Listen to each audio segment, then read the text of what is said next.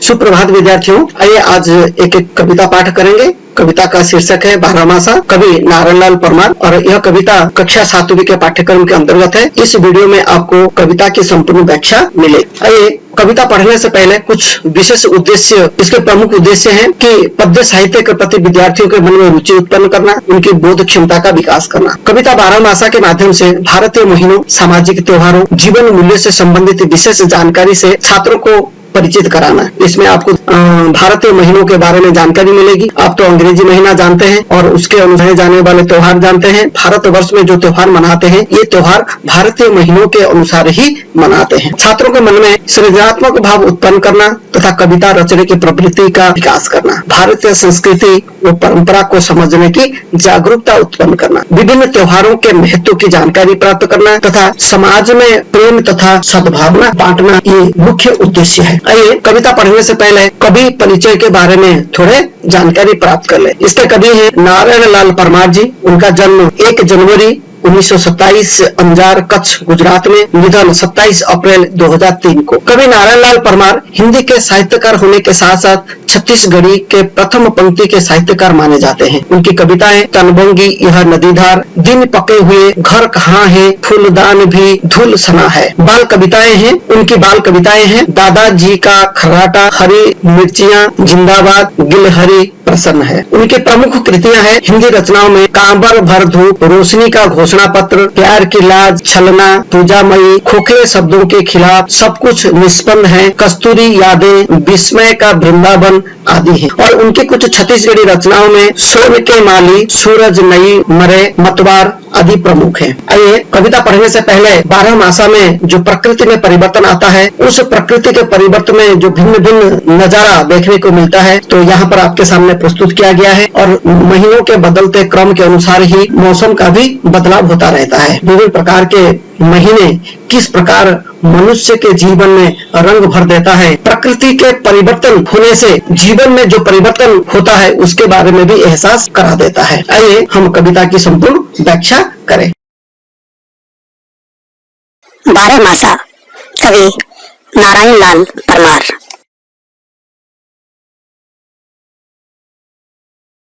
चैत महीने का प्यारा सुंदर रूप अनूप है, गर्म हवा चलने लगती, खट्टी मीठी सी धूप है।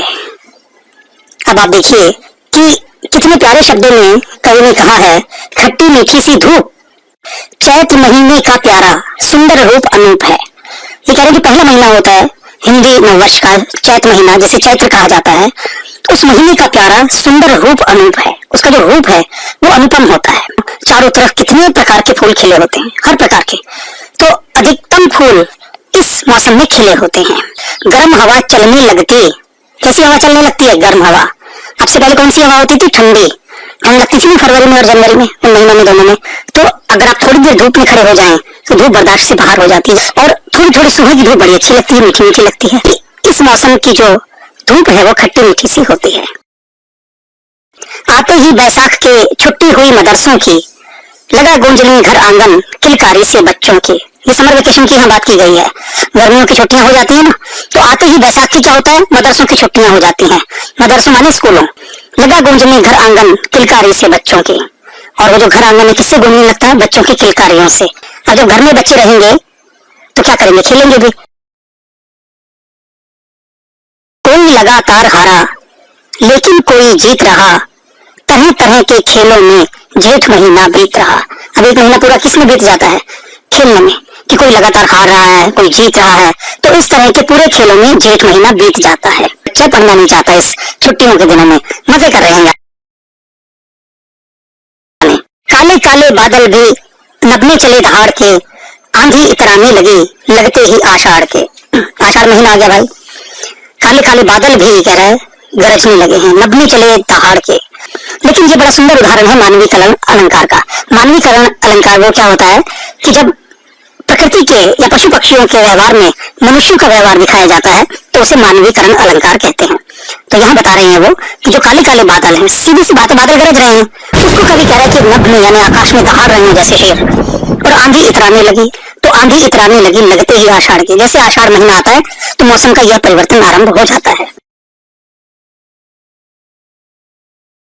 सावन की शोभा न्यारी, हरियाली के ठाठ हैं, नदी सरोवर छलक रहे, डूब गए सब घाट हैं। लो जी सावन का महीना आ गया जिसमें बारिशें होती है खूब ज्यादा। अब इसकी शोभा क्यों न्यारी है? न्यारी माने अलग, क्योंकि चारों तरफ हरियाली के ठाठ हो जाते हैं, जिधर देखो हरियाली हरियाली। और नदी सरोवर छलक रहे, नदियां तालाब सब भर जाते हैं, छलकने लगते। डूब गए सब घाट हैं, घाट कहते हैं नदी के किनारों के, जो जहाँ लोग बैठ के नहाते हैं और पूजा इत्यादि करते हैं उन स्थानों पर, और वो भी सब डूब जाते हैं क्योंकि बारिश ज्यादा होती है, पानी भर जाता है तो सब डूब जाता है। पता नहीं चलता तारों का, जाने कहाँ मयंक है, झांक नहीं पाता सूरज, भादों का आतंक है। सावन के बाद आता है भादो। इस महीने की विशेषता ये होती है कि इतने बादल आसमान में होते हैं, बादल ही बादल, चारों तरफ बादल। ये बादल छाए रहते हैं हर समय, बरसते नहीं है, तो तारों का भी पता नहीं चलता आसमान में। जाने कहाँ मयंक है, यानी चंद्रमा, मयंक माने चंद्रमा, चंद्रमा का भी पता नहीं चलता। झांक नहीं पाता सूरज, और सूर्य भी धरती पर नहीं झांक सकता, सूर्य की किरणें नहीं आती।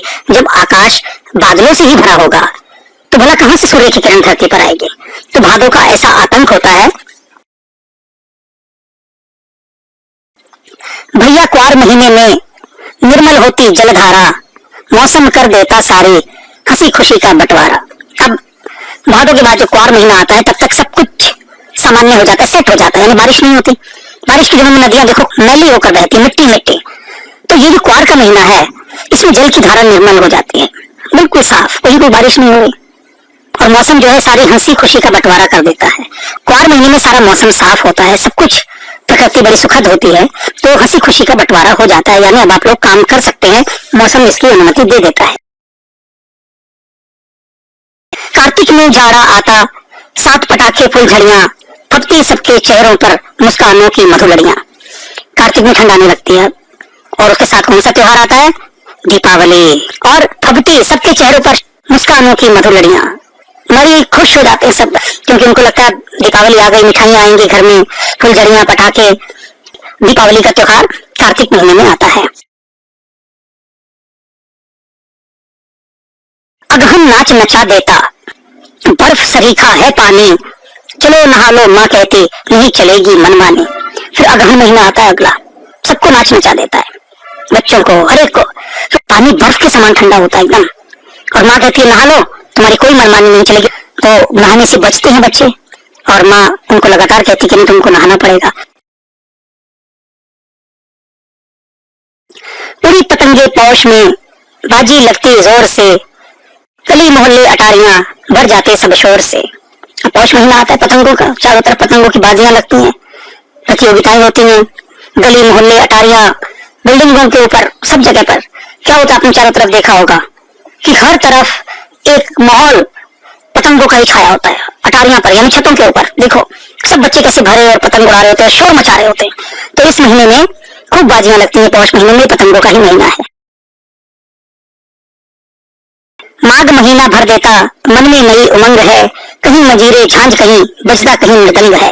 मंजीरे झांझ मृदंग भारतीय वाद्य यंत्र। तो माघ महीने में क्या होता है, एक नई उमंग होती है, क्योंकि फसल कट चुकी होती है, लोग खुशियां मना रहे होते हैं किसान, तो झांझ मंजीरे और मृदंग लोक गीत गा रहे होते हैं इस समय। तो ये पूरा महीना जो है लोक गीतों का महीना। लो वह आ पहुंचा फागुन, रस की उड़ी फुहार है, रंगों के कारण लगता यह जीवन त्योहार है। भारत में इतने अधिक त्योहार हैं, ये त्योहारों का ही देश कहा जाता है कि हर रोज एक त्योहार यहाँ पर है, और यही इसकी बहुत बड़ी विशेषता है, त्योहारों का होना, जो जीवन में एक नई उमंग, नई उत्साह भर देता है। तो कह रहे कि फागुन आ गया, रस की उड़ी फुहार है, आप समझ रहे होंगे सारी चीजें कि होली का अवसर है, ये फागुन का महीना होता है ना जिसमें होली आती है। तो रंगों के कारण लगता है यह जीवन त्योहार है, इतने रंग चारों तरफ होली पर। तो कवि कह रहा है कि इन सभी रंगों को देखकर ये लगता है कि ये पूरा जीवन जो है, ये पूरा जीवन एक त्योहार के समान है, प्रतिदिन यहाँ एक त्योहार है। तो इस कविता में त्योहारों के माध्यम से, मौसम के बदलावों के माध्यम से महीनों को व्यक्त किया गया है, समझाया गया है, भारतीय महीनों को, हिंदी महीनों को। और इसके साथ अब आपको हिंदी और अंग्रेजी महीने दोनों साथ साथ दिए जा रहे हैं। हिंदी महीनों के नाम इस प्रकार हैं: चैत्र, बैसाख, ज्येष्ठ, आषाढ़, श्रावण, भाद्रपद, आश्विन, कार्तिक, मार्गशीर्ष, पौष, माघ, फाल्गुन।